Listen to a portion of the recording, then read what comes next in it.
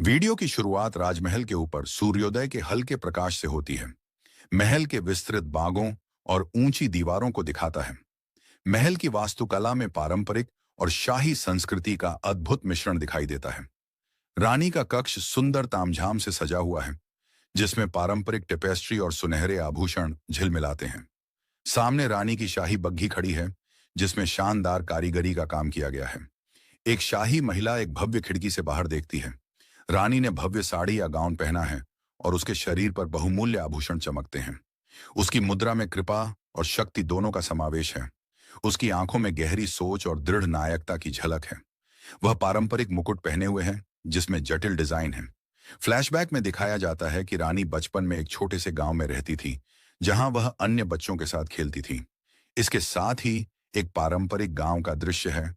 कच्चे घर, हरे भरे खेत और दूर पहाड़ियां। एक राजकुमारी के रूप में उसकी शादी तय होती है। वह संकोच करती है, लेकिन शाही परिवार की गरिमा के साथ इस नए जीवन को अपनाती। दरबार में रानी के शाही शासन का दृश्य दिखाया जाता है, जहां वह मंत्रियों, सलाहकारों और उच्च अधिकारियों से मिलती है। इस कमरे में भव्य फर्नीचर, सोने की झूमर और दीवारों पर चित्रित ऐतिहासिक दृश्य होते हैं। रानी की आंखों में गहरी सोच और स्थिति का संकेत दिखता है, क्योंकि वह दरबार में चल रही राजनीति और शक्ति संघर्षों का सामना करती है। वह शांत रहती है, जबकि दरबार में कुछ लोग उसके खिलाफ साजिश कर रहे होते हैं।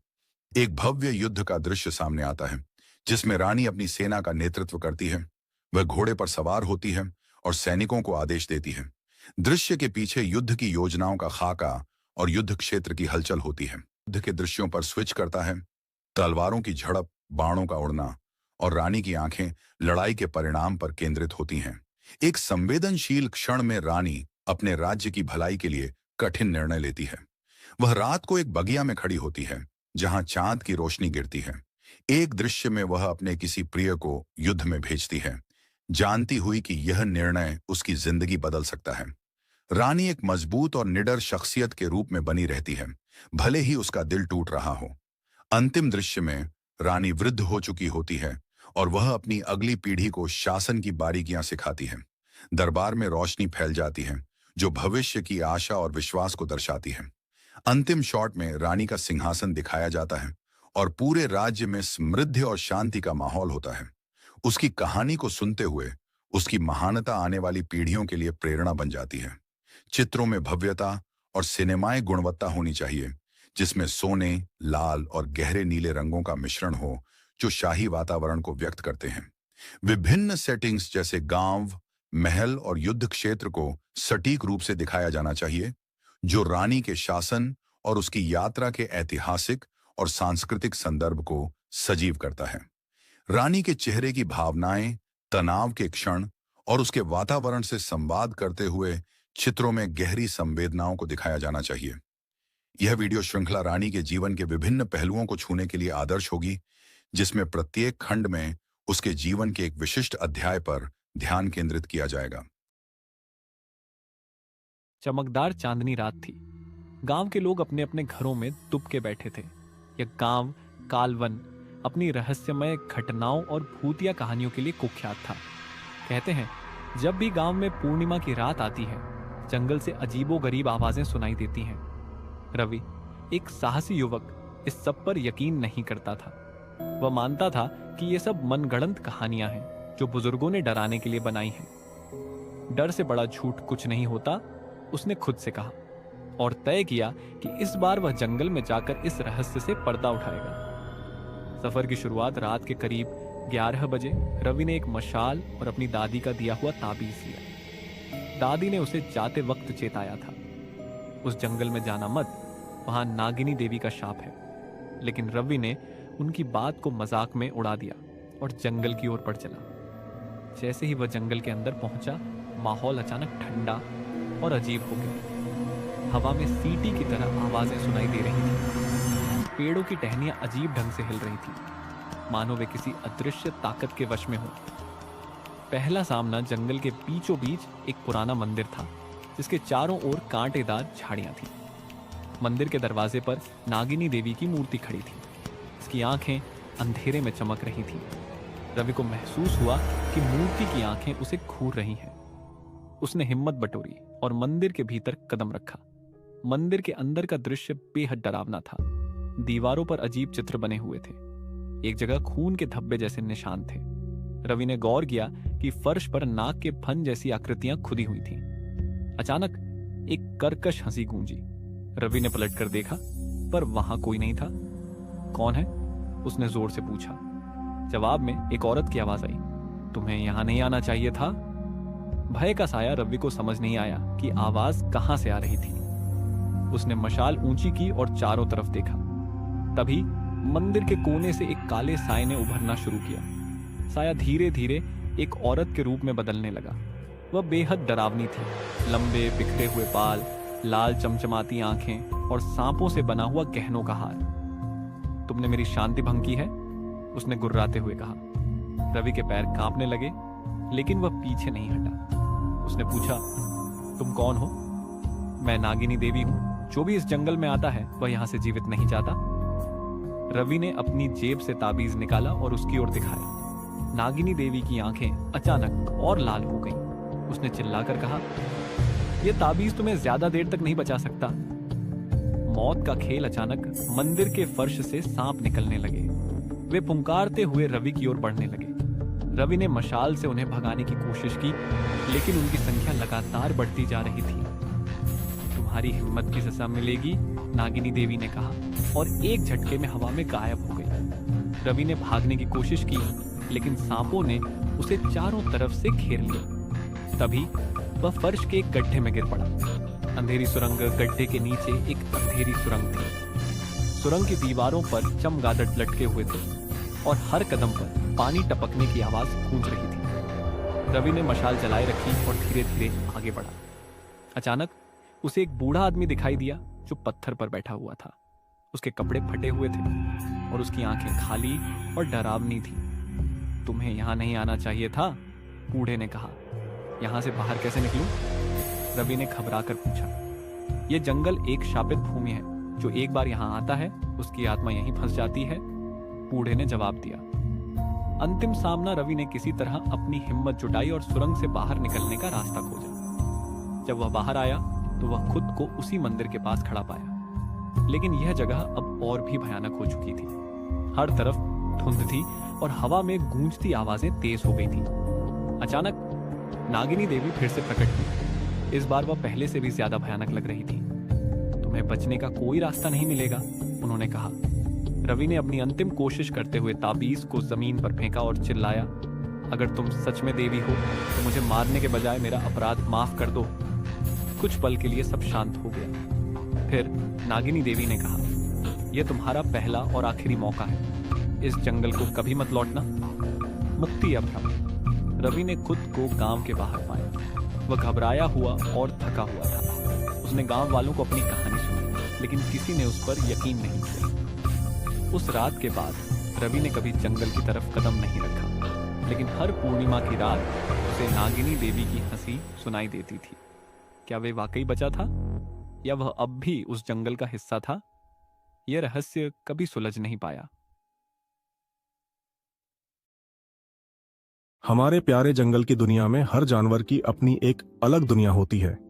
इस वीडियो में बच्चे जंगल के जानवरों की तरह एक्टिंग और डांस करेंगे। जंगल के मजेदार और रोमांचक वातावरण को व्यक्त करता है, जिसमें मोगली और उसके जंगल के दोस्त एक दूसरे के साथ मस्ती करते हैं। बच्चों को अपनी एक्टिंग, डांस और रचनात्मकता को दिखाने का एक मंच देना, बच्चों को हिंदी गाने के साथ आनंद लेने और अभिनय करने के लिए प्रेरित करना, बच्चों को जंगल के जानवरों के रूप में अपने पसंदीदा पात्रों को जीवित करने का मौका देना, जंगल के जानवरों की तरह अभिनय करना। सबसे पहले बच्चों को किसी एक जंगल के जानवर का चुनाव करने के लिए कहा जाएगा। यह जानवर उनके पसंदीदा होने चाहिए, या वे जो खुद को उस जानवर की तरह महसूस करते हैं, जैसे बंदर चंचल, मस्ती करने वाला, झूलता हुआ शेरशाही, दहाड़ने वाला, जंगल का राजा, हाथी शांत, मजबूत, बुद्धिमान, भालू मस्ती और खाने का शौकीन, हिरण तेज, निडर और सजग बच्चे। इन जानवरों की तरह अभिनय करेंगे। उदाहरण के तौर पर बंदर काफी चंचल होते हैं। वे पेड़ों में झूलते हैं और बहुत मजे करते हैं। बच्चे बंदर की तरह झूलने की एक्टिंग कर सकते हैं, हाथों को नाचते हुए हिलाकर, और इधर उधर कूदते हुए शेर अपनी दहाड़ के लिए प्रसिद्ध होते हैं। शेर का अभिनय करते हुए बच्चे जोर से रोआर दहाड़ कर सकते हैं, फिर अपनी चाल में शाही अंदाज लाकर चल सकते हैं। हाथी की लंबी सूंड के साथ बच्चे हाथी के जैसे शांत और स्थिर चाल में चल सकते हैं, जैसे वे जंगल में पानी पीने जा। अब गाने जंगल जंगल बात चली है का समावेश किया जाएगा। यह गाना जंगल की मस्ती और रहन सहन को दर्शाता है और इसे वीडियो में प्रमुख रूप से इस्तेमाल किया जाएगा। बच्चों को इस गाने के साथ डांस करने और एक्टिंग करने के लिए कहा जाएगा। गाने के प्रमुख बोल जंगल जंगल बात चली है, जाने क्या हुआ है से बच्चे विभिन्न जानवरों के क्रियाकलापों को जोड़ सकते हैं। जंगल जंगल बात चली है, जब यह शब्द गाए जाते हैं बच्चे जंगल के जीवों के बारे में बात कर सकते हैं, जैसे शेर अपने दोस्तों को दावत दे रहा है या हाथी सबको पानी पिलाने जा रहा है, जाने क्या हुआ है। इस पंक्ति को बच्चों के लिए एक मौका बना सकता है कि वे दिखाएं कि जंगल में कोई बड़ी घटना घट रही है, जैसे नए दोस्त आ रहे हैं या किसी जानवर को खतरा है। इसके बाद हर बच्चा उस जानवर की तरह डांस करेगा और गाने के लिरिक्स से मेल खाते हुए एक्टिंग करेगा। उदाहरण के तौर पर बंदर गाने के दौरान बच्चों को मस्ती से झूलते हुए दिखाना चाहिए, शेर की तरह दहाड़ते हुए चलना और गाने के कुछ हिस्सों पर जोर से रार करना, हाथी की तरह भारी कदमों से चलते हुए गाने में सामंजस्य बैठाना। बच्चों को 10 मिनट में एक छोटी सी कहानी तैयार करने के लिए कहा जा सकता है, जिसमें वे जंगल के जानवरों की बातचीत दिखाएंगे। गाने के साथ इसका तालमेल रखते हुए वे जानवरों के बीच संवाद भी लिख सकते हैं, जैसे बंदर है शेर भाई, तुम जंगल में कैसे आ गए शेर? मैं तो जंगल का राजा हूं, सबकी मदद करता हूं हाथी, मैं सबको पानी देता हूं, और देखो ये बंदर हर वक्त मस्ती कर रहे हैं। हिरण, मैं तो बस तेज दौड़ने आता हूं, मुझे कहीं भी कोई पकड़ नहीं सकता। कहानी में थोड़ी सी मस्ती और हल्का फुल्का कॉमेडी भी हो सकती है, जैसे बंदर शेर भाई, तुम तो बहुत जोर से दहाड़ते हो, थोड़ा आराम करो भालू, क्या हुआ? मैंने तो खाना खा लिया है, अब तो सोने का टाइम है। साथ किया जा सकता है, जिसमें सभी बच्चे जंगल के जानवरों के रूप में मिलकर डांस करेंगे। यह एक कून ऑपरेटिव डांस एक्ट होगा। गाना शुरू होता है, जंगल जंगल बात चली है, जाने क्या हुआ है। इस दौरान सभी बच्चे जंगल के जानवरों का अभिनय करना शुरू करते हैं। बच्चे शेर का अभिनय करते हुए, शेर अपने दोस्तों को जंगल में बुलाता है और शाही अंदाज में चलता है, अपनी दहाड़ के साथ रॉर करता है। वह अपने दोस्तों को बताता है कि जंगल में कुछ खास हो रहा है। बच्चे हाथी का अभिनय करते हुए, हाथी धीरे धीरे चलता हुआ आता है, अपनी लंबी सूंड को लहराता है। वह जंगल के सभी जानवरों को पानी पीने के लिए बुलाता है। आओ सब पानी पीने चलें, कहकर वह अपनी सूंड से पानी को इधर उधर फैलाता है। बच्चे बंदर का अभिनय करते हुए, बंदर तेजी से इधर उधर कूदते हुए, पेड़ों में झूलते हुए दिखते हैं। वे शेर और हाथी को देखकर मजाक करते हैं और गाने में शामिल होते हैं। जंगल में मस्ती हो रही है, कहकर वे डांस करते हैं। जाने क्या हुआ है के दौरान बच्चे अपना अभिनय बढ़ाते हैं। बच्चे शेर का अभिनय करते हुए, शेर अब अपनी मस्ती और शक्ति का एहसास कराता है। वह गाता है शेर की दहाड़, सुनो सब लोग, और जंगल के बाकी जानवरों को इकट्ठा करता है। बच्चे हाथी का अभिनय करते हुए, हाथी अब सभी जानवरों को अपने साथ लेकर झील की ओर जाता है, जहां पानी बहुत ठंडा और साफ है। वह कहता है, आओ सब मिलकर पानी पिएं। बच्चे बंदर का अभिनय करते हुए, बंदर अब पेड़ों पर कूदते हुए सभी जानवरों के साथ हंसी मजाक करता है और बताता है कि जंगल में सब बहुत खुश हैं। जंगल जंगल बात चली है, जाने क्या हुआ है? शेर ने कहा, चलो बच्चों, अब जंगल में क्या हुआ है? हाथी बोला, मैं चला सभी को पानी पिलाने। बंदर ने कहा, चलो पेड़ों पे कूदने। हाथी की सूंड से पानी गिर रहा है, बंदर पेड़ों में कूद रहे हैं, जंगल में मस्ती का आलम है। हाथी धीरे धीरे चल रहा है, सबको साथ ले रहा है। सियार ने कहा, मैं जल्दी से आ रहा हूं। बंदर ने फिर कूदते हुए कहा, आओ दोस्तों संग चलो। जंगल की धूम मचाते हुए सभी मिलकर गांव वार शेर की दहाड़, सुनो, हाथी की सूंड से पानी गिर रहा है, बंदर पेड़ों में कूद रहे हैं, जंगल में मस्ती का आलम है, अब सब मिलकर नाचते हैं। जंगल में ढेर सारी मस्ती, शेर, हाथी और बंदर सभी ने मिलकर किया काम आसान। जंगल की राहों में खुशियां हैं और सभी का दिल है प्यारा, अब गाओ और नाचो, जंगल में ये मस्ती हमारी। शेर की दहाड़ सुनो, हाथी की सूंड से पानी गिर रहा है, बंदर पेड़ों में कूद रहे हैं, जंगल में मस्ती का आलम है। इस गाने के दौरान बच्चे जानवरों के अभिनय के माध्यम से गाने के बोल को जीवंत कर सकते हैं। शेर की भूमिका निभाते हुए बच्चे जोर से रॉर करते हैं और शाही अंदाज में चलते हैं, जैसे जंगल के राजा की तरह। वे शेर की दहाड़ से जंगल में सबको इकट्ठा करने का अभिनय करते हैं। हाथी की भूमिका निभाने वाले बच्चे अपनी सूंड के रूप में हाथों को फैलाते हैं और धीरे धीरे चलते हैं। वे जंगल के अन्य जानवरों को पानी पीने के लिए बुला सकते हैं, जैसे हाथी जंगल में शांति से चलता है। बंदर का अभिनय करते हुए बच्चे झूलते हुए और पेड़ों पर कूदते हुए दिख सकते हैं। वे नाचते हुए और गाते हुए मस्ती करने का अभिनय करते हैं। अन्य जानवर गाने के दौरान बच्चे सियार, गैंडा और अन्य जंगल के जानवरों का भी अभिनय कर सकते हैं, जैसे कि वे इधर उधर दौड़ रहे हों या खुश होकर नाच रहे हों। गाने के अंत में सभी बच्चे एक साथ मिलकर जंगल में मस्ती का आलम है गाते हैं और खुशी से नाचते हैं। ये गाना बच्चों को दोस्ती, टीम वर्क और मस्ती का महत्व सिखाता है और साथ ही वे जानवरों के बारे में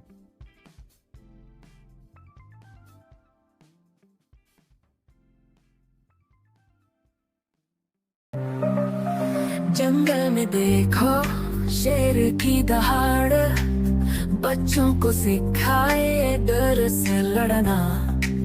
छोटे छोटे कदम बढ़ाते हुए शेर जैसी हिम्मत सब में भरना। हाथी की चाल धीमी और भारी, सीखे सब्र और प्यार का अधिकारी। लंबी सूंड से सारे दोस्त बुलाए, बच्चों में दृढ़ता सिखाए। बंदर की मस्ती, उछल कूद सीखे, हंसी और अनोखी बुद्धि। हर शाख पे झूलना बगीचे में, मित्रता से मिलती अद्वितीय खुशी। हाथी की चाल धीमी और भारी, सीखे सब्र और प्यार का अधिकारी। लंबी सूंड से सारे दोस्त बुलाए, बच्चों में दृढ़ता सिखाए।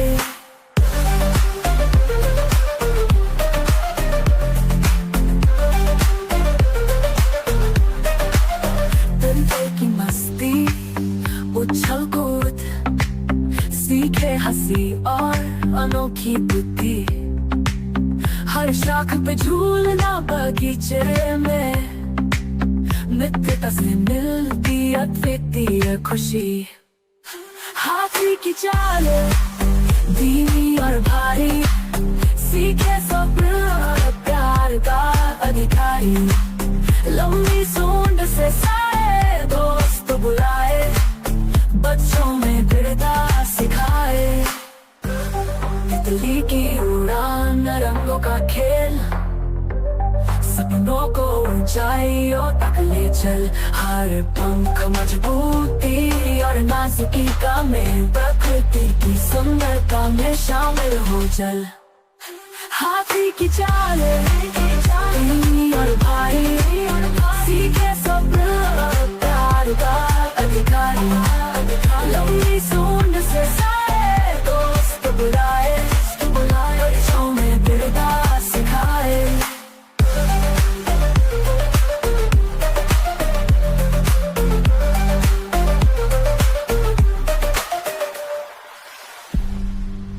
तितली की उड़ान, रंगों का खेल, सपनों को ऊंचाइयों तक ले चल। हर पंख मजबूती और नाजुकी का मेल, प्रकृति की सुंदरता में शामिल हो चल।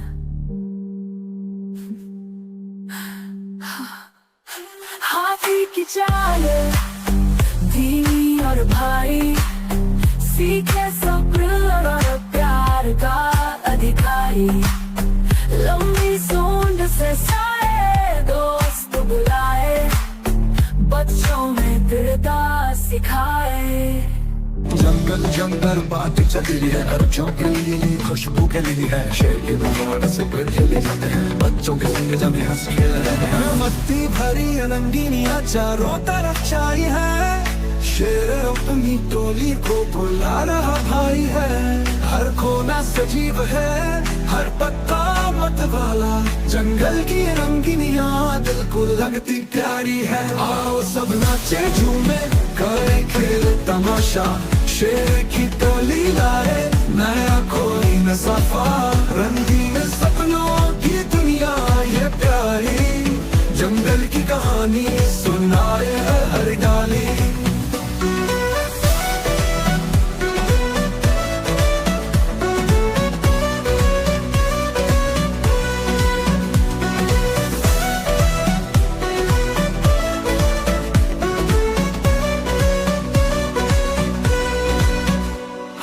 झूमते हैं पेड़ों के संग, बंदर की उछल कूद जैसे गीत विनोद। चिड़ियों की चहचहाट में मधुर रंग, जंगल की मस्तियों में सब है लीन।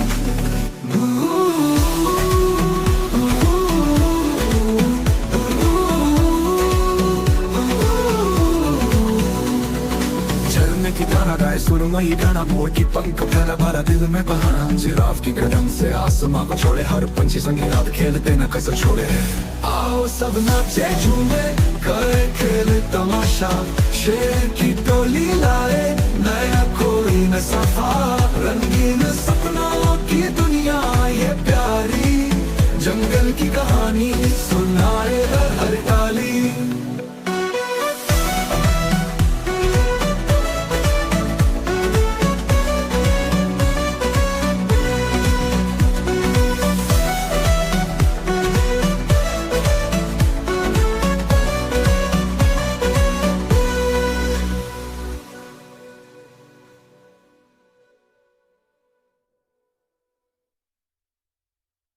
एक गांव में लोग बच्चों को शाम के समय पुराने वटवृक्ष के नीचे जाने से मना करते थे।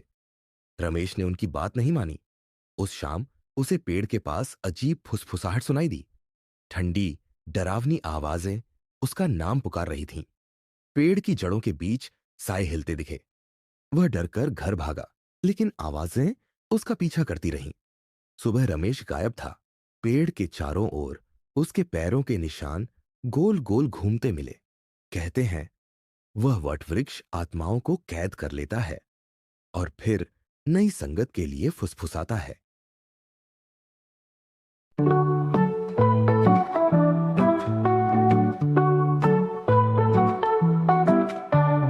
A for apple, red and bright.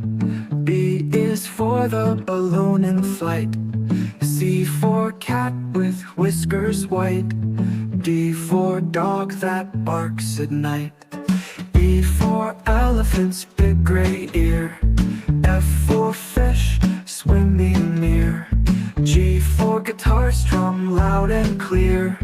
H for hat we wear with cheer. Alphabet party, dance and sing. Learn these letters, it's a fun thing. Jump and shout, let's give a cheer. The whole alphabet is here.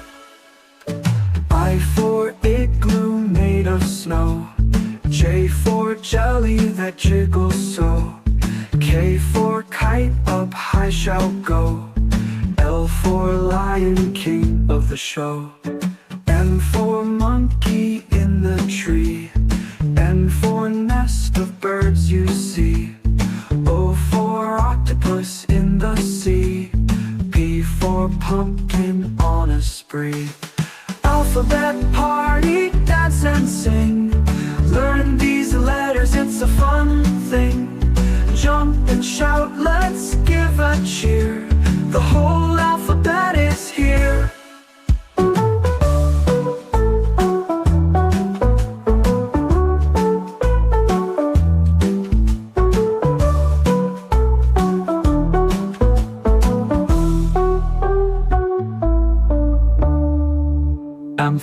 monkey in the tree. N for nest of birds you see. O for octopus in the sea. P for pumpkin on a spree. Alphabet party, dance and sing. Learn these letters, it's a fun thing. Jump and shout, let's give a cheer. The whole alphabet is here.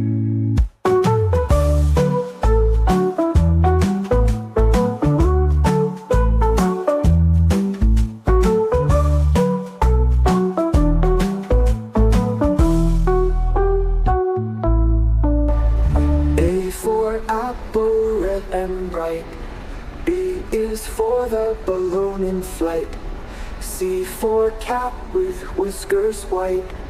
D for dog that barks at night. E for elephant's big gray ear. F for fish swimming near. G for guitar strum loud and clear. H for hat we wear with cheer. Alphabet party, dance and sing. Learn these letters, it's a fun thing. Jump and shout, let's give a cheer.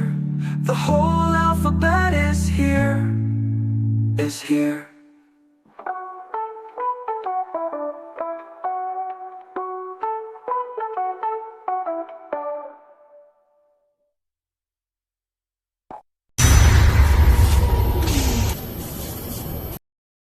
एक छोटे से गांव में एक भूतिया हवेली खड़ी थी। बच्चे अक्सर उस हवेली के पास जाते थे, लेकिन कोई वापस नहीं आता। एक दिन 3 दोस्त ने तय किया कि वे रात में हवेली में घुसेंगे और वहां छुपे रहस्यों को जानेंगे। क्या वे उस रात जिंदा बाहर एक पुरानी और खंडहर जैसी हवेली, जिसके अंदर हल्की रोशनी झलक रही है और बाहर 3 बच्चों का डर से भरा चेहरा नजर आ रहा है। हवेली के आसपास काली घटाएं और हवा में हिलती हुई पेड़ की शाखाएं। एक छोटा सा लड़का अपने नए घर में रात को सोते समय किसी अजनबी आवाज को सुनता है।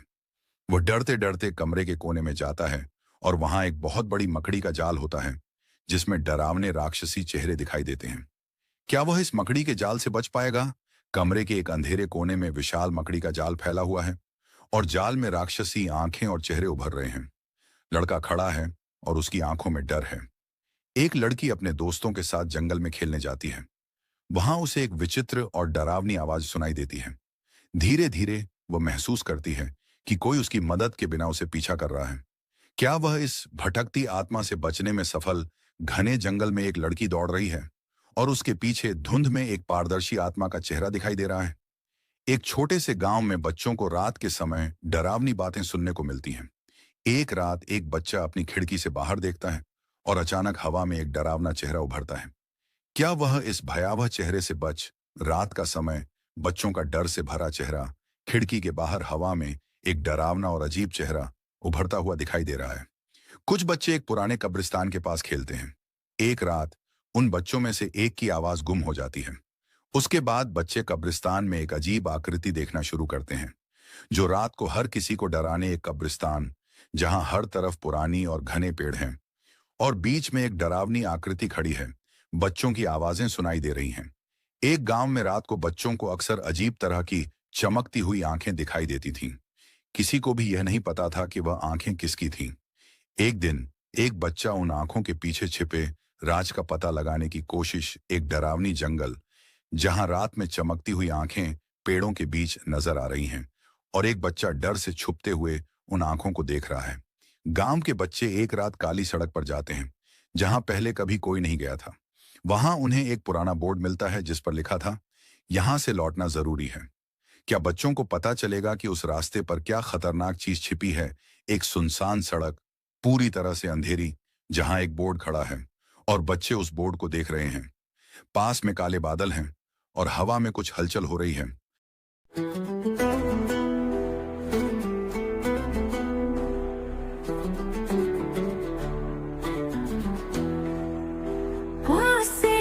की बात करूं, बासे बख जीतूं, जैसे चमचम सितारे, डर से दीपक जगमगाते रे।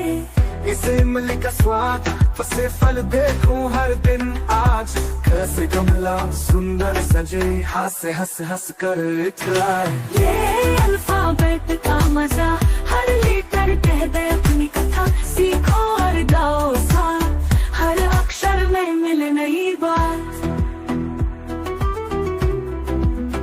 जैसे जहाज नीला आसमान से कबूतर चिट्ठी का जहान लस लड़की गुड़िया सी प्यारी मसे मछली गुलाबी सवारी नसे नारियल झूमता पेड़ों से उखली और बैल का खेत पसे पपीता मीठी री कभी मत भूले इनकी प्रीत ये अल्फाबेट का मजा हर लीटर कह दे अपनी कथा सीखो और गाओ साथ हर अक्षर में मिले नई बात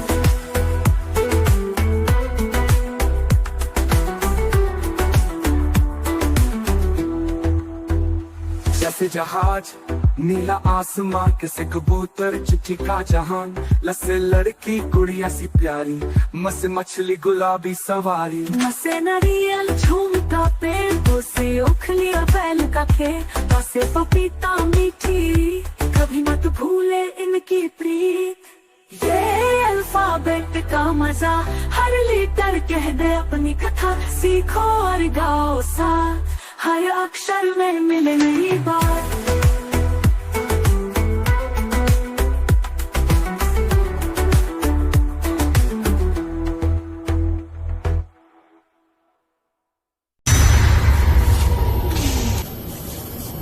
यह कहानी एक छोटे से गांव की है जहां के लोग अपनी रोजमर्रा की जिंदगी में व्यस्त थे।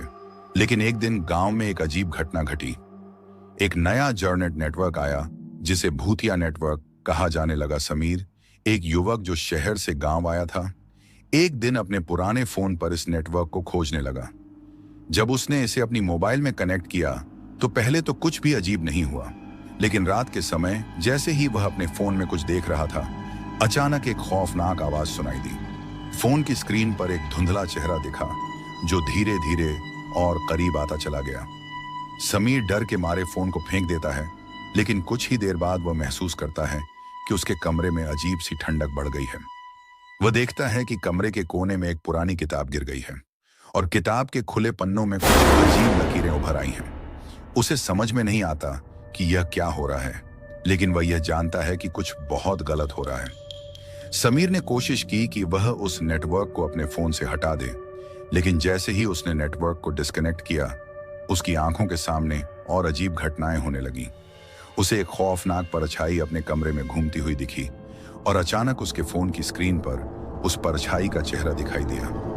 उस रात समीर को एक और डरावनी आवाज सुनाई दी जो उसके कानों में गूंज रही थी, तुम अब मेरे जाल में फंस चुके हो। समीर समझ चुका था कि यह नेटवर्क सिर्फ एक डिजिटल जाल नहीं, बल्कि किसी भूतिया ताकत का हिस्सा था। वह किसी भी हालत में इस नेटवर्क से बाहर निकलने की कोशिश करता है, लेकिन हर बार वह और गहरे फंसा जाता है। समीर अब यह समझ चुका था कि वह अकेला नहीं था। गांव के और भी लोग थे जिन्होंने इस नेटवर्क को इस्तेमाल किया था और उनकी जिंदगी भी अजीब घटनाओं से भर गई थी। समीर को पता चलता है कि यह नेटवर्क किसी पुराने और शक्तिशाली भूतिया शक्ति द्वारा कनेक्ट किया गया था जो लोगों की जानों से खेलता था। क्या समीर इस भूतिया जाल से बाहर निकल पाएगा या यह नेटवर्क उसे हमेशा के लिए अपनी गिरफ्त में ले लेगा? सच जानने के लिए आपको इस डरावनी कहानी को अंत तक सुनना होगा। यह लंबी कहानी एक खौफनाक जर्नेट नेटवर्क के इर्द गिर्द घूमती है और समीर की जिंदगी में आए भूतिया अनुभवों को दिखाती है। एक गांव में लोग बच्चों को शाम के समय पुराने वटवृक्ष के नीचे जाने से मना करते थे। रमेश ने उनकी बात नहीं मानी। उस शाम उसे पेड़ के पास अजीब फुसफुसाहट सुनाई दी। ठंडी डरावनी आवाजें उसका नाम पुकार रही थीं। पेड़ की जड़ों के बीच साए हिलते दिखे। वह डरकर घर भागा, लेकिन आवाजें उसका पीछा करती रहीं। सुबह रमेश गायब था। पेड़ के चारों ओर उसके पैरों के निशान गोल गोल घूमते मिले। कहते हैं वह वटवृक्ष आत्माओं को कैद कर लेता है और फिर नई संगत के लिए फुसफुसाता है।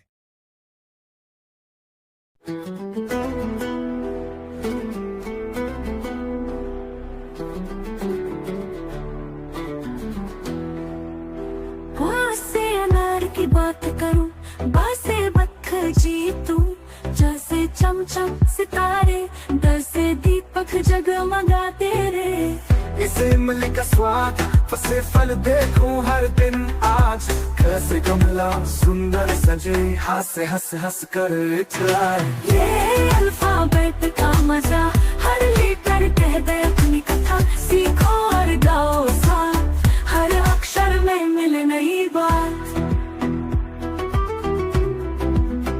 जैसे जहाज, नीला आसमान से कबूतर चिट्ठा जहान, लस लड़की गुड़िया सी प्यारी, मन से मछली गुलाबी सवारी, नसे नारियल झूमता पेड़ों से उखली, और बैल का खेत पसे पपीता मीठी री, कभी मत भूले इनकी प्रीत। ये अल्फाबेट का मजा, हर लीटर कह दे अपनी कथा, सीखो और गाओ साथ, हर अक्षर में मिले नई बात।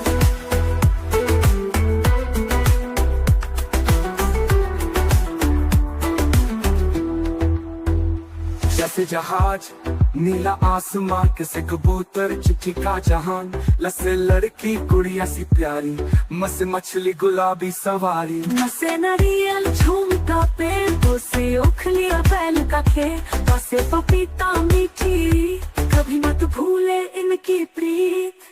ये अल्फाबेट का मजा, हर लीटर कह दे अपनी कथा, सीखो और गाओ साथ, हर अक्षर में मिले नई बात।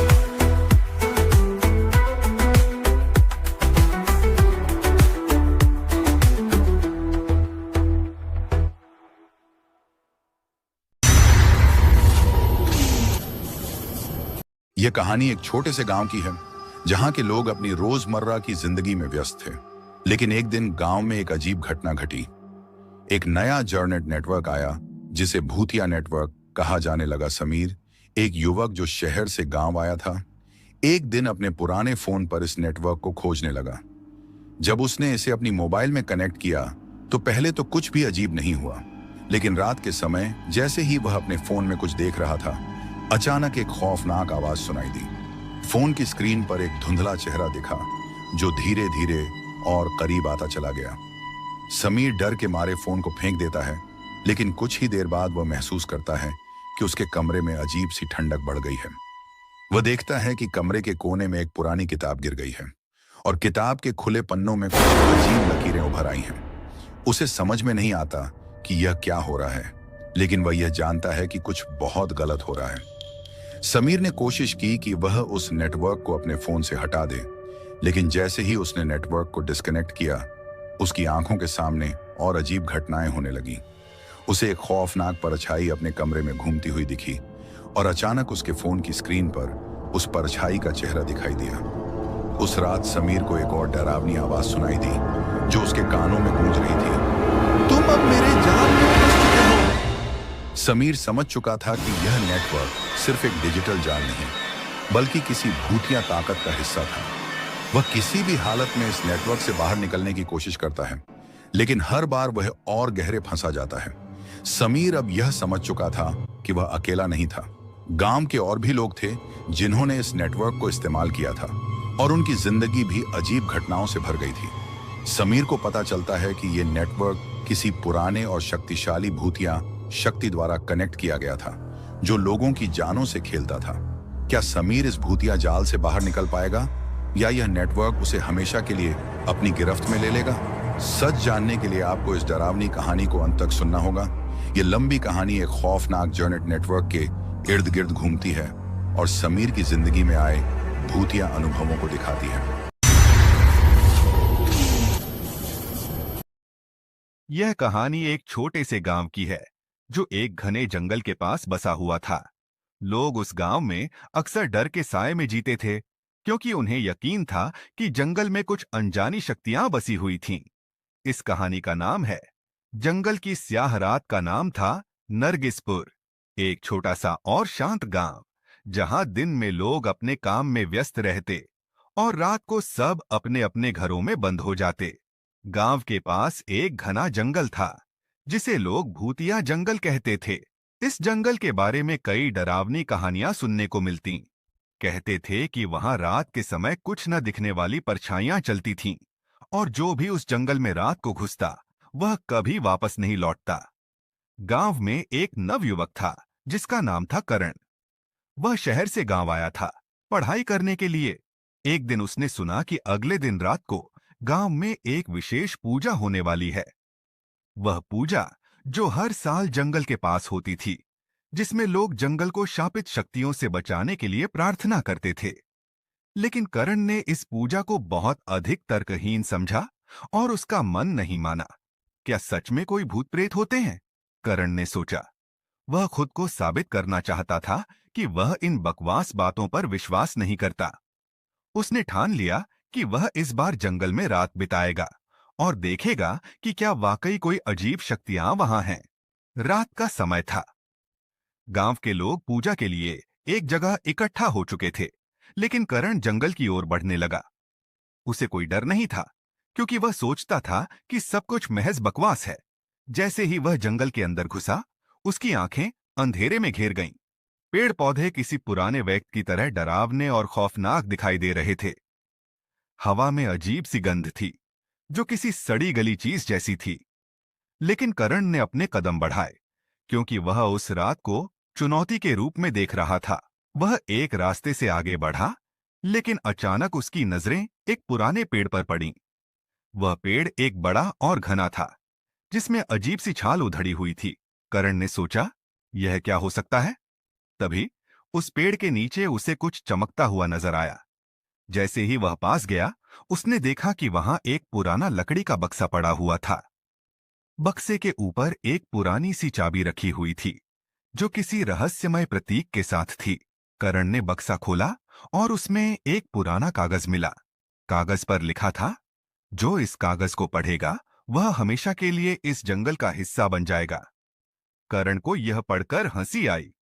क्या बकवास है! लेकिन जैसे ही उसने कागज को पकड़ा, हवा अचानक तेज हो गई और जंगल में अजीब से आवाजें गूंजने लगीं। आसपास की हवा में कुछ घना सा होने लगा। करण को समझ में आया कि यह केवल उसके दिमाग का खेल था, लेकिन फिर भी उसके मन में एक डर सा उभरने लगा। जैसे ही वह कागज को छोड़ने के लिए झुका, उसने देखा कि उसके पैरों के पास कुछ हलचल हुई।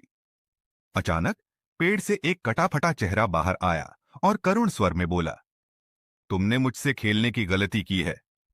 अब तुम्हें यहां कभी भी शांति नहीं मिलेगी। करण डर के मारे कांपने लगा। उसे समझ में आ गया कि वह जिस खेल को मजाक समझ रहा था, वह अब उसकी जान के लिए खतरा बन चुका था। वह बक्सा तुरंत बंद कर दिया और भागने की कोशिश की। लेकिन जैसे ही उसने एक कदम पीछे हटाया, वह महसूस करने लगा कि उसका शरीर भारी हो गया है और वह बर्फ की तरह ठंडा हो गया। उसकी सांसें तेज हो गईं और उसे महसूस हुआ कि उसके ऊपर कोई काला साया मंडरा रहा है। वह तेजी से दौड़ने लगा, लेकिन जंगल के पेड़ जैसे उसे और घेरने लगे। एक अजीब सी हंसी गूंज रही थी, जैसे किसी ने उसे शिकार बनाने की पूरी तैयारी कर ली हो। करण की आंखों के सामने जंगल की छायाएं आकार लेने लगीं, जैसे काले खौफनाक रूप धारण कर रहे हों। उसकी दौड़ थमने लगी, जैसे कोई अदृश्य ताकत उसे खींच रही हो। वह रुककर चिल्लाया, क्या तुम सच में हैं? दिखाओ खुद को। तभी अचानक एक ठंडी नुकीली हवा ने उसका चेहरा घेर लिया और एक ठंडी खतरनाक आवाज आई, तुमने खुद को मेरे जाल में फंसा लिया। करण समझ गया कि अब उसे किसी भी कीमत पर बचने की कोशिश करनी होगी। वह जितना भी दौड़ने की कोशिश करता, वह उतनी ही ज्यादा गहरे में चला जाता। अचानक उसने देखा कि उसके सामने एक रहस्यमय दरवाजा खड़ा हो गया था। उसके अंदर एक प्रकाश था, जैसे किसी ने उसे बाहर निकलने का रास्ता दिखाया हो। करण बिना सोचे समझे उस दरवाजे की ओर दौड़ पड़ा। जैसे ही उसने दरवाजे को खोला, उसे लगा कि वह अब बाहर निकल चुका है। लेकिन जब उसने पीछे मुड़कर देखा, तो पाया कि जंगल फिर से गायब हो चुका था। वह एक सुनसान जगह पर खड़ा था, जो बिल्कुल अलग थी। उसकी सांसें तेजी से चल रही थीं और वह सोच रहा था, क्या मैंने सच में जंगल को छोड़ दिया था, या अब मैं हमेशा के लिए उसी का हिस्सा बन गया हूं? गांव में वापस लौटते हुए करण के मन में एक सवाल बार बार घूम रहा था। क्या वह जो कुछ भी हुआ था एक सपना था, या फिर मैं अब भी उस काले जंगल के भीतर फंसा हूं? भूतिया कहानी भारतीय लोक कथाओं का एक सुंदर उदाहरण है जो अद्भुत रहस्य और नैतिक शिक्षा से भरी होती है। ये कहानी अक्सर गांवों और समुदायों में सुनाई जाती है और इसका उद्देश्य श्रोताओं को एक मूल्यवान सीख प्रदान करना होता है। यहाँ एक लोकप्रिय भूतिया कहानी प्रस्तुत है, भूतिया और किसान। बहुत समय पहले एक गांव में एक गरीब किसान रहता था। एक दिन जब वह अपने खेत में काम कर रहा था तो उसे एक बड़ा और रहस्यमयी पत्थर मिला। पत्थर पर अजीब अजीब आकृतियां उकेरी हुई थी और ऐसा लगता था जैसे वह किसी चमत्कारी शक्ति से भरा हो। किसान ने उस पत्थर को घर ले जाकर पूजा करनी शुरू कर दी। जल्द ही उसने महसूस किया कि उसकी किस्मत बदलने लगी है। उसकी फसलें हरी भरी होने लगी और गांव में उसका सम्मान बढ़ गया। लोग उससे पूछते, तुम्हारी तरक्की का राज क्या है? किसान मुस्कुराते हुए कहता, यह मेरी मेहनत और भगवान की कृपा है। एक दिन गांव के एक लालची व्यक्ति ने किसान के घर में जाकर उस पत्थर को देखा। उसने सोचा, अगर मेरे पास ये पत्थर हो तो मैं बहुत अमीर बन सकता हूँ। उसने किसान से वे पत्थर खरीदने की पेशकश की, लेकिन किसान ने मना कर दिया। लालची व्यक्ति ने रात में पत्थर चुरा लिया। उसने उसे अपने घर में रखकर पूजा शुरू की, लेकिन उसके साथ कुछ भी अच्छा नहीं हुआ। उल्टा उसकी फसलें खराब हो गई और उसके घर में कलह बढ़ गई। परेशान होकर उसने पत्थर को तोड़ने की कोशिश की, लेकिन पत्थर टूटने के बजाय और चमकने लगा। डरकर वह पत्थर को वापस किसान के घर छोड़ आया। किसान ने उसे फिर से पूजा में शामिल किया और उसका जीवन पहले जैसा सुखी हो गया। कहानी की सीख, इस कहानी से हमें यह सीखने को मिलता है कि किसी भी वस्तु का वास्तविक चमत्कार उसकी शक्ति में नहीं, बल्कि हमारे विश्वास, मेहनत और नीयत में होता है। लालच कभी भी किसी को खुशहाली नहीं देता। क्या आपको ऐसी और कहानियां सुननी है? चमकदार चांदनी रात थी। गांव के लोग अपने अपने घरों में दुबके बैठे थे। यह गांव कालवन अपनी रहस्यमय घटनाओं और भूतिया कहानियों के लिए कुख्यात था। कहते हैं, जब भी गांव में पूर्णिमा की रात आती है, जंगल से अजीबोगरीब आवाजें सुनाई देती हैं। रवि, एक साहसी युवक, इस सब पर यकीन नहीं करता था। वह मानता था कि ये सब मनगढ़ंत कहानियां हैं जो बुजुर्गों ने डराने के लिए बनाई हैं। डर से बड़ा झूठ कुछ नहीं होता, उसने खुद से कहा, और तय किया कि इस बार वह जंगल में जाकर इस रहस्य से पर्दा उठाएगा। सफर की शुरुआत रात के करीब 11 बजे रवि ने एक मशाल और अपनी दादी का दिया हुआ ताबीज लिया। दादी ने उसे जाते वक्त चेताया था, उस जंगल में जाना मत, वहां नागिनी देवी का शाप है। लेकिन रवि ने उनकी बात को मजाक में उड़ा दिया और जंगल की ओर बढ़ चला। जैसे ही वह जंगल के अंदर पहुंचा, माहौल अचानक ठंडा और अजीब हो गया। हवा में सीटी की तरह आवाजें सुनाई दे रही थी। पेड़ों की टहनियां अजीब ढंग से हिल रही थी, मानो वे किसी अदृश्य ताकत के वश में हो।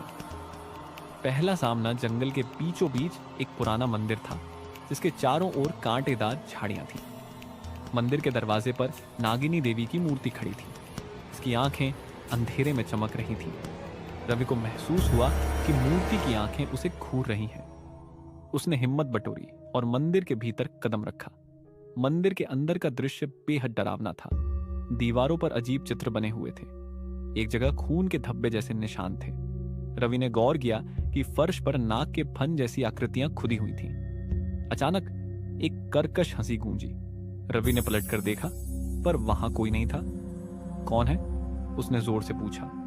जवाब में एक औरत की आवाज आई, तुम्हें यहां नहीं आना चाहिए था। भय का साया रवि को समझ नहीं आया कि आवाज कहां से आ रही थी। उसने मशाल ऊंची की और चारों तरफ देखा। तभी मंदिर के कोने से एक काले साए ने उभरना शुरू किया। साया धीरे धीरे एक औरत के रूप में बदलने लगा। वह बेहद डरावनी थी। लंबे बिखरे हुए बाल, लाल चमचमाती आंखें और सांपों से बना हुआ गहनों का हार। तुमने मेरी शांति भंग की है, उसने गुर्राते हुए कहा। रवि के पैर कांपने लगे, लेकिन वह पीछे नहीं हटा। उसने पूछा, तुम कौन हो? मैं नागिनी देवी हूं। जो भी इस जंगल में आता है वह यहां से जीवित नहीं जाता। रवि ने अपनी जेब से ताबीज निकाला और उसकी ओर दिखाया। नागिनी देवी की आंखें अचानक और लाल हो गईं। उसने चिल्लाकर कहा, यह ताबीज तुम्हें ज्यादा देर तक नहीं बचा सकता। मौत का खेल अचानक मंदिर के फर्श से सांप निकलने लगे। वे पुकारते हुए रवि की ओर बढ़ने लगे। रवि ने मशाल से उन्हें भगाने की कोशिश की, लेकिन उनकी संख्या लगातार बढ़ती जा रही थी। तुम्हारी हिम्मत की सजा मिलेगी, नागिनी देवी ने कहा, और एक झटके में हवा में गायब हो गई। रवि ने भागने की कोशिश की, लेकिन सांपों ने उसे चारों तरफ से घेर लिया। तभी वह फर्श के एक गड्ढे में गिर पड़ा। अंधेरी सुरंग गड्ढे के नीचे एक अंधेरी सुरंग थी। सुरंग की दीवारों पर चमगादड़ लटके हुए थे और हर कदम पर पानी टपकने की आवाज गूंज रही थी। रवि ने मशाल जलाए रखी और धीरे धीरे आगे बढ़ा। अचानक उसे एक बूढ़ा आदमी दिखाई दिया जो पत्थर पर बैठा हुआ था। उसके कपड़े फटे हुए थे और उसकी आंखें खाली और डरावनी थी। तुम्हें यहां नहीं आना चाहिए था, बूढ़े ने कहा। यहां से बाहर कैसे निकलूं? रवि ने घबराकर पूछा। यह जंगल एक शापित भूमि है। जो एक बार यहां आता है उसकी आत्मा यहीं फंस जाती है, बूढ़े ने जवाब दिया। अंतिम सामना रवि ने किसी तरह अपनी हिम्मत जुटाई और सुरंग से बाहर निकलने का रास्ता खोजा। जब वह बाहर आया तो वह खुद को उसी मंदिर के पास खड़ा पाया, लेकिन यह जगह अब और भी भयानक हो चुकी थी। हर तरफ धुंध थी और हवा में गूंजती आवाजें तेज हो गई थी। अचानक नागिनी देवी फिर से प्रकट हुई। इस बार वह पहले से भी ज्यादा भयानक लग रही थी। तुम्हें बचने का कोई रास्ता नहीं मिलेगा, उन्होंने कहा। रवि ने अपनी अंतिम कोशिश करते हुए ताबीज को जमीन पर फेंका और चिल्लाया, अगर तुम सच में देवी हो तो मुझे मारने के बजाय मेरा अपराध माफ कर दो। कुछ पल के लिए सब शांत हो गया। फिर नागिनी देवी ने कहा, यह तुम्हारा पहला और आखिरी मौका है। इस जंगल को कभी मत लौटना। मुक्ति अब है। रवि ने खुद को गांव के बाहर पाया। वह घबराया हुआ और थका हुआ था। उसने गांव वालों को अपनी कहानी सुनाई, लेकिन किसी ने उस पर यकीन नहीं किया। उस रात के बाद रवि ने कभी जंगल की तरफ कदम नहीं रखा, लेकिन हर पूर्णिमा की रात उसे नागिनी देवी की हंसी सुनाई देती थी। क्या वे वाकई बचा था, या वह अब भी उस जंगल का हिस्सा था? यह रहस्य कभी सुलझ नहीं पाया।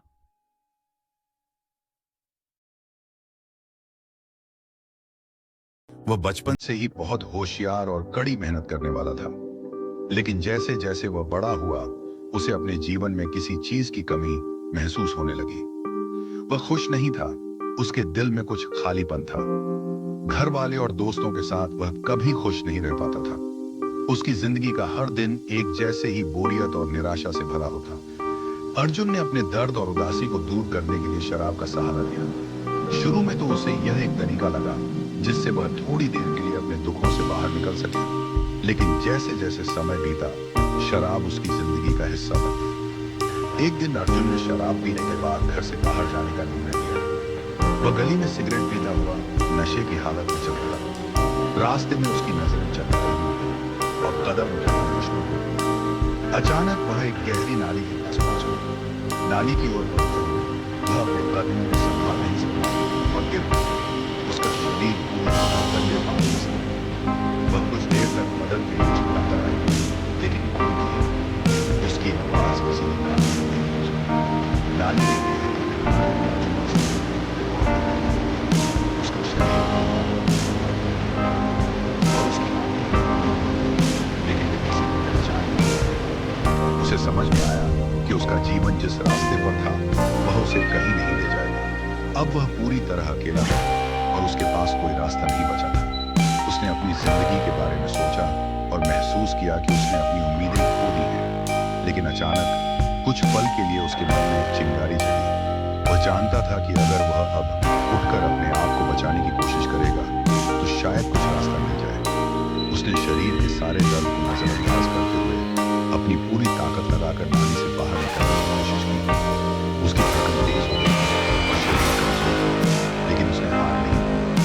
अर्जुन को यह एहसास हुआ कि उसके अंदर अभी भी कुछ बचा है, कुछ उम्मीद बाकी है जो उसे अपने आप को बचाने के लिए प्रेरित। यह घटना उसकी जिंदगी का मोड़ है।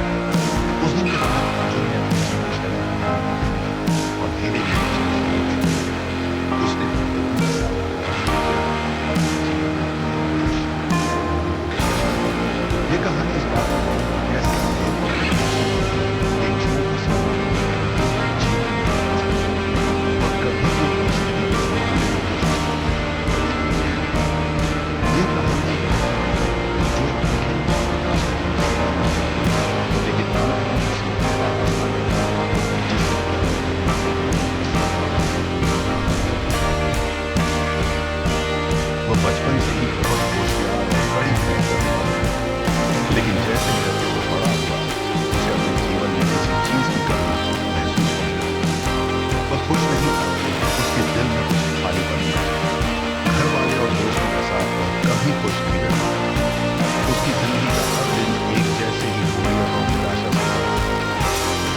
उसने दर्द और उदासी को दूर करने के लिए शराब का सहारा लिया। शुरू में तो उसे यह एक तरीका लगा जिससे वह थोड़ी देर के लिए अपने दुखों से बाहर निकल सके, लेकिन जैसे जैसे समय बीता शराब उसकी जिंदगी का हिस्सा बन गई। एक दिन अर्जुन ने शराब पीने के बाद घर से बाहर जाने का निर्णय लिया।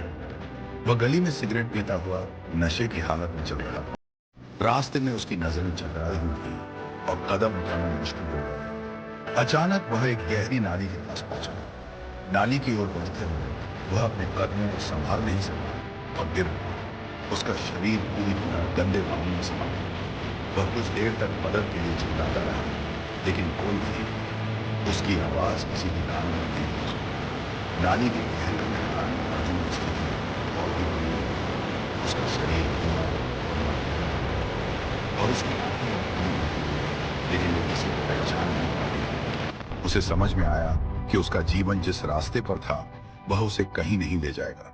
अब वह पूरी तरह अकेला था और उसके पास कोई रास्ता नहीं बचा था। उसने अपनी जिंदगी के बारे में सोचा और महसूस किया कि उसने अपनी उम्मीदें खो दी हैं। लेकिन अचानक कुछ पल के लिए उसके मन में एक चिंगारी जगी। वह जानता था कि अगर वह अब उठकर अपने आप को बचाने की कोशिश करेगा तो शायद कुछ रास्ता मिल जाए। उसने शरीर के सारे दर्द को नजरअंदाज करते हुए अपनी पूरी ताकत लगाकर नाली से बाहर निकलने की कोशिश की। उसकी धड़कन तेज हो गई थी और शरीर कमजोर था, लेकिन उसने हार नहीं मानी। अर्जुन को यह एहसास हुआ कि उसके अंदर अभी भी कुछ बचा है, कुछ उम्मीद बाकी है जो उसे अपने आप को बचाने के लिए प्रेरित करती है। यह घटना उसकी जिंदगी का मोड़ बना। उस दिन के बाद अर्जुन ने अपनी जीवन शैली बदलने की ठानी और धीरे धीरे उसने शराब छोड़ दी। उसने दुखों का सामना करना शुरू किया और अपने जीवन में नए उद्देश्य और उम्मीद को पेश किया। ये कहानी इस बात में है कि कैसे अंधेरे और निराशा में भी एक छोटी सी उम्मीद की तरह जीवन को बदल सकती है और कभी भी अपनी स्थिति को सुधारने की कोशिश करना कभी दूर नहीं होती। यह कहानी एक व्यक्ति की है जो एक कठिन और निराशाजनक स्थिति में है, लेकिन अंत में उसे एक नया रास्ता मिलता है जिससे वह अपने जीवन में नई तस्वीर देखता है। घने जंगल के अंधेरे में दूर तक सिर्फ चिंगुरों की आवाज सुनाई देती थी। पुष्पा अपने घुट के साथ जंगल के उस हिस्से में आया था जिसे लोग मृत्यु का वन कहते थे। यह हिस्सा अब तक अनजाना और रहस्यमयी था। उसके आदमी भारी मन से उसका साथ दे रहे थे क्योंकि वहां के पेड़ों और वातावरण में एक अजीब सा डरावना सन्नाटा था। जैसे ही वे गहरे जंगल में घुसे, अचानक हवा रुक गई। ऐसा लगा कि जंगल उनकी हर हरकत पर नजर रख रहा है। पेड़ों की शाखाएं ऐसे झुकी हुई थी जैसे वे उन पर झपटने को तैयार हो। भैया, लगता है ये जगह अपशगुन वाली है, यहाँ से वापस चलते हैं, उसका साथी मंगल डरते हुए बोला। पुष्पा ने उसे डांटते हुए कहा, डर कर काम छोड़ने वाले पुष्पा के साथ नहीं चलते। जो डर गया वो मर गया। जैसे ही उन्होंने काम शुरू किया, जंगल में से बच्चों की हंसी की आवाजें आने लगी। सबने चौंक कर इधर उधर देखा, लेकिन वहां कोई नहीं था। आवाजें पास आती जा रही थी। अचानक मंगल के कंधे पर एक ठंडा हाथ महसूस हुआ। वह पीछे मुड़ा, लेकिन वहां कोई नहीं था। उसकी चीख निकल गई। यहाँ कुछ है भैया, मंगल ने घबराते हुए कहा। पुष्पा ने कुल्हाड़ी संभाली और तेज आवाज में चिल्लाया, जो भी है सामने आ। तभी सफेद साड़ी में लिपटी एक औरत बाल खुले हुए झाड़ियों के पीछे से निकली। उसके नाखून लंबे और आंखें जलती हुई लाल थी। वह धीमी आवाज में बोली, यह जंगल हमारा है, यहाँ से जाओ वरना तुम्हारी आत्मा यहीं कैद हो जाएगी। पुष्पा ने बिना सोचे समझे अपनी कुल्हाड़ी से उस औरत पर वार किया, लेकिन कुल्हाड़ी उसके आर पार हो गई। वह गायब हो गई और चारों तरफ से डरावनी आवाजें आने लगी। अब उसके गुट के आदमी चीखते हुए भागने लगे। कुछ पेड़ों की जड़ों में फंस गए तो कुछ दलदल में। जंगल ने जैसे खुद को जिंदा कर लिया था। पुष्पा ने अपनी पूरी ताकत से बचने की कोशिश की। तभी उसके सामने उसके पुराने दुश्मन जॉली रेड्डी का भूत खड़ा हो गया। पुष्पा, तूने मुझे मारा, अब इस जंगल में तुझे न्याय मिलेगा। जंगल की शाखाओं ने पुष्पा को जकड़ लिया। वह चिल्लाया। पुष्पा नाम सुनकर डरने वाले बहुत आए, लेकिन पुष्पा कभी डरता नहीं। पर इस बार जंगल ज्यादा ताकतवर था। शाखाओं ने उसे घसीटकर जमीन के अंदर खींच लिया। पुष्पा का गुस्सा और चिल्लाहट हवा में गूंज उठी। और फिर सब शांत हो गया। सुबह के वक्त गांव वालों ने जंगल के बाहर पुष्पा की कुल्हाड़ी पड़ी पाई। कहते हैं कि उस रात के बाद से जंगल में पुष्पा की चीखें सुनाई देती हैं और जो भी उस जंगल में जाता है उसे पुष्पा और उसकी कहानी जरूर याद दिलाई जाती है।